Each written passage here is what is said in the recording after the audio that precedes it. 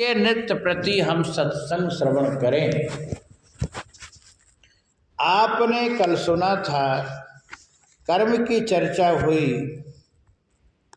तो कर्म हमको करना है और कैसे कर्म करना है। लौकिक पारलौकिक। जब हम लौकिक कर्म करते हैं, अच्छे सत्कर्म, अच्छे विचार, अच्छे भावना, दान पुण्य सत्कर्म, उससे हमको परलोक की प्राप्त होती है। लोक और परलोक। लोक तो ये अपना ये लोक है। देखो 14 लोक में एक मृत्यु लोक है।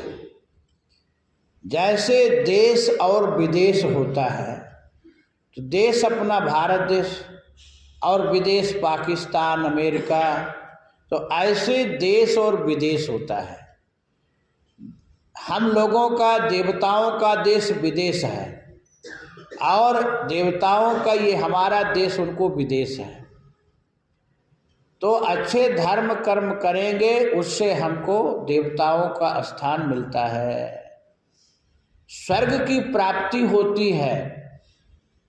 स्वर्ग में भी सुख भोग है, सर्व है। जब अच्छे कर्म धर्म करेंगे तो स्वर्ग की प्राप्ति होगी।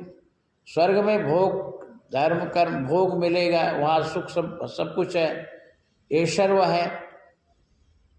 और बहुत ऐसे हैं कि नरक का भोग भोग के फिर स्वर्ग का भोग भोगते हैं। बहुत ऐसे भी स्वर्ग नरक का भोग भोग करके मृत्यु लोक में भी भोग भोगते हैं। अब जैसे मृत्यु लोक में कोई अच्छे संपन्न है व्यक्ति, उसके नौकर दास दासियां लगी हैं, तो भी एक स्वर्ग सरीखे मृत्यु लोक में सुख भोग लेता है। और मान लो उसका बेटा जवान चला जाए तो फिर हो गया, हाय हाय करने लगा, सुख कहाँ गया, दुख आ गया। और स्वर्ग में सुख भोगा, तो स्वर्ग में कब तक सुख भोगता है, जब तक उसका मृत लोक का पुण्य है, तभी तक स्वर्ग में सुख भोगेगा।